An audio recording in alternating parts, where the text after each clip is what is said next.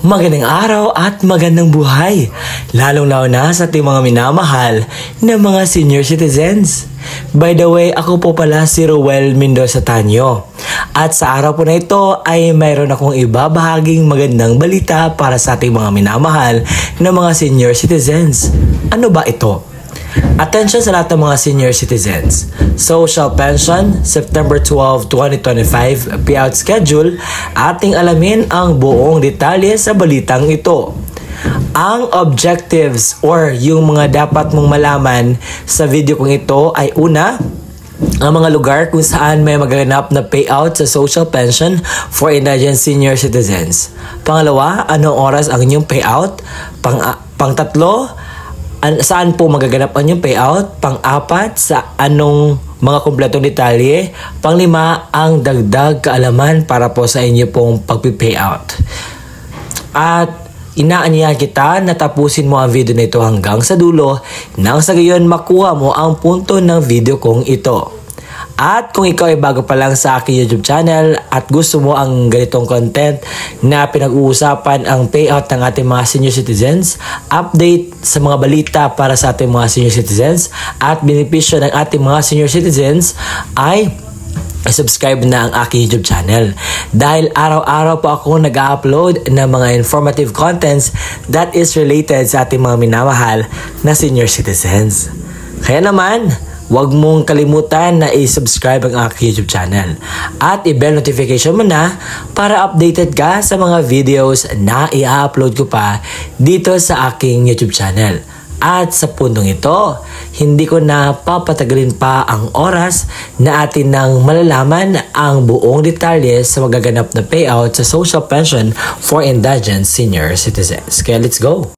Ang una po sa ating listahan na may magaganap na payout sa social pension for indigent senior citizens, ang Brooks Point, Palawan. Sa September 12, 2025, ito po yung mga barangay at kompletong detalye para po sa inyong payout. Barangay Aribongos na may 318 pensioners, alas 9 hanggang alas 10:30 ng umaga. Sa Barangay Barong-Barong na may 283 pensioners, alas 10:30 hanggang alas 12 ng tanghali. Sa Poblasyon 1 na may 258 pensioners, alauna hanggang alas 3 ng hapon. Sa Poblasyon 2 na may 174 pensioners, alas 3 hanggang alas 5 ng hapon. At ang inyong payout po ay magaganap sa Poblasyon 2 at may total pensioners na 1,033. So yun po ang kumpletong detalye sa una natin mga lugar na mag-payout sa social pension. Ngayon naman ay pupunta tayo sa Barangay Cebu. Sa September 12, 2025, ang oras po ng inyong payout ay alas 11 ng umaga at pupunta po kayo dapat sa Barangay Cebu Community Center dahil doon po ang inyo pong payout venue magaganap. Sa Walter Mart Bel Air, sa September 12, 2025 ay meron po magaganap na payout sa alas 8 hanggang alas 11 ng umaga po magaganap ang inyo pong payout. Ngayon naman ay pupunta tayo sa Barangay Tagapo sa City of Santa Rosa, Laguna dahil meron po magaganap na payout at ito po ang kompletong detalye. Sa September 12, 2025, alas 9 hanggang alas 10 ng umaga at pupunta po kayo dapat sa Federation Office dahil doon po magaganap ang inyo pong payout venue sa Social Pension for Indigent Senior Citizens. Sa Barangay Inangonan, sa September 12, 2025, ang inyo pong payout po ay sa afternoon at doon po kayo pupunta sa inyong pinakamalapit na barangay para tanungin po saan po ang payout venue. Sa Barangay Good, sa San Isidro Isabela, meron po magaganap na payout sa social pension for indigent senior citizens at ito po ang kumpletong detalye.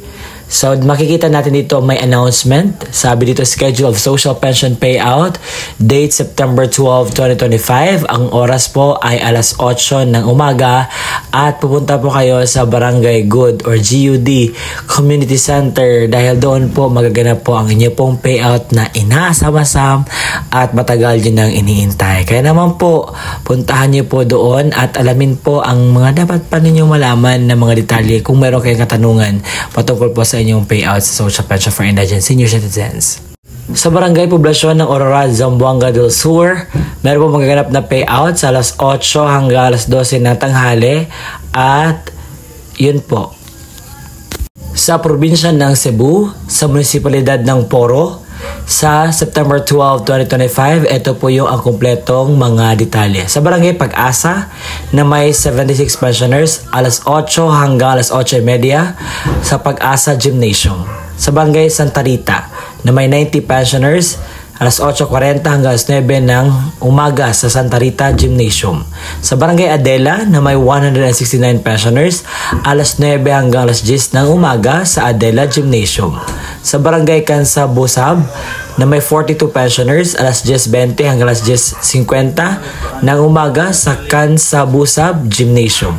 Sa barangay Paz na may 129 pensioners, alas 11 hanggang alas 12 ng tanghali sa Paz Gymnasium.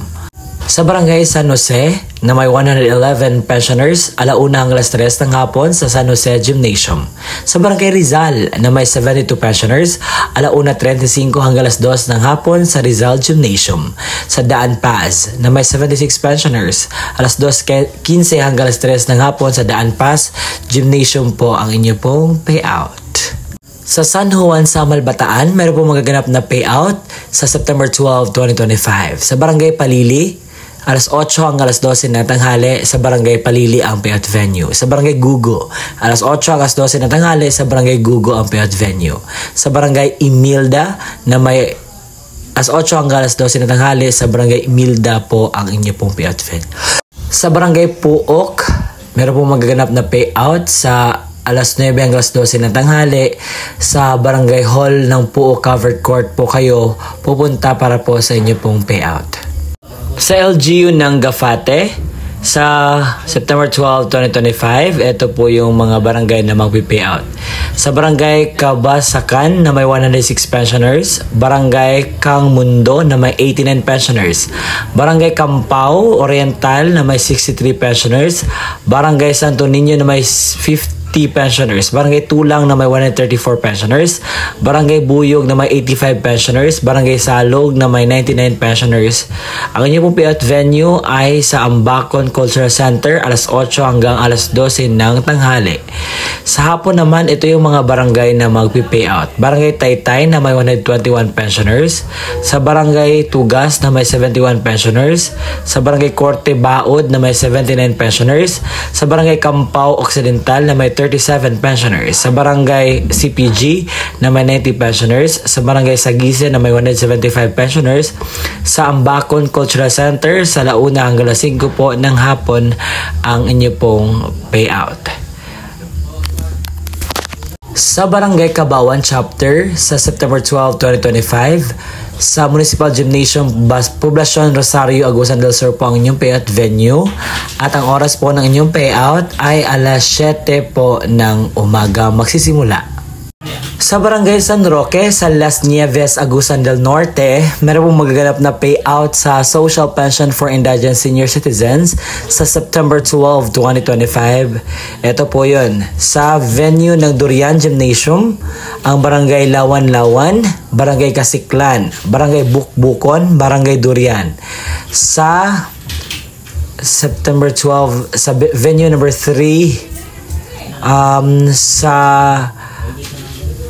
Pinanaan Gymnasium sa barangay Consortium, barangay Mat-I, barangay EG, Montilla, barangay Ambacon at barangay Naan. Nako, mahirap po siya. Sa munisipalidad ng Luok sa probinsya ng Occidental Mindoro sa September 12, 2025, ito po yung magaganap na payout. Sa barangay Tambo na may 83 pensioners, alas 8 hanggang alas 10:30 sa Tambo Covered Court.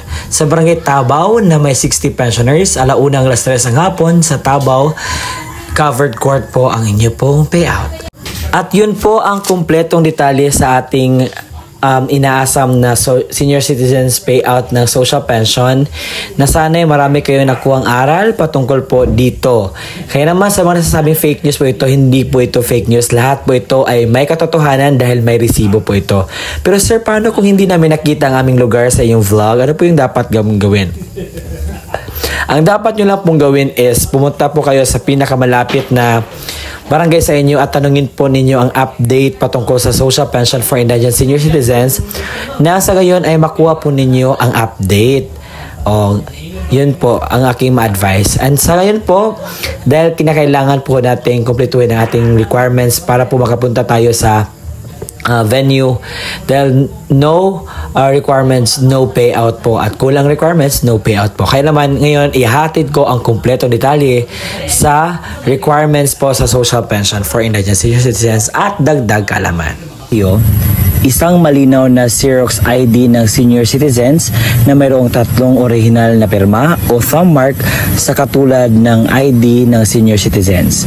Paalala, pananatihing presentable ang mga dokumento.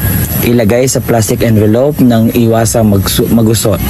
Huwag bilutin ang mga papel at siguraduhin pareho ang pirma o thumb mark base sa ID ng senior citizens.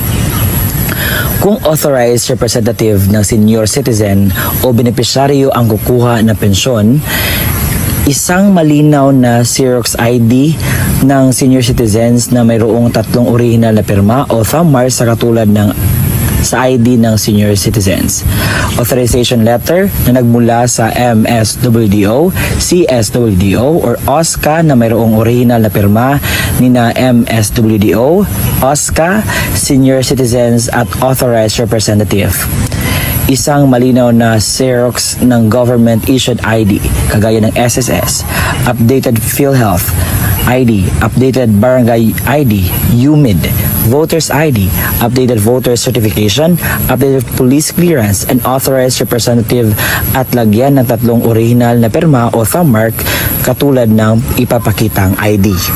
Paalala, siguraduhin pareho ang lagda o thumb mark ng senior citizens, benepisyaryo at authorized representative base sa kopya ng government-issued ID na pinesinta. Kompletuhin ang mga hinihinging lagda, thumb marks sa authorization letter, iwasang magusot at huwag bilutin ang mga dokumento. Kung namatay na ang benepisyaryo, isang malinaw na Xerox ID ng pensioners. Warranty letter na nagmula sa MSWDO, CSWDO o OSCA na may pirma ni MSWDO. Xerox ng death certificate ng benepisyaryo na may mayroong serial number. Isang malinaw na Xerox ng government-issued ID, kagaya ng SSS, updated PhilHealth ID, updated Barangay ID, UMID, Voters ID, updated voter certification, updated police clearance ng authorized representative at lagyan ng 3 original na pirma o thumb mark katulad ng ipapakitang ID. Paalala, kompletuhin ang mga hinihinging lagda o thumb mark sa warranty letter, iwasang magusot at huwag bilutin ang mga dokumento. Kung wala ang death certificate, kailangan na certification mula sa MSWDO, CSWDO na nakasaad ng pagpapatunay na ang benepisyaryo ay patay na at kasalukuyang inasikaso ang death certificate. Ito yung mga pwedeng sundin na estratehiya. Ang pagbibigay ng pensyon sa mga benepisyaryo ay per barangay o clustering per barangay upang maiwasan ang pagkakaroon ng maraming pagsasama-samang mga tao. Gawing sunod-sunod ang pila hanay ng mga benepisyaryo base sa numero or payroll number na ibinigay upang maiwasan ang pagkakaroon ng pakiusapan, sangat at lalo higit ay mas mapadali ang daloy ng pagbibigay ng pensyon sa mga benepisyaryo.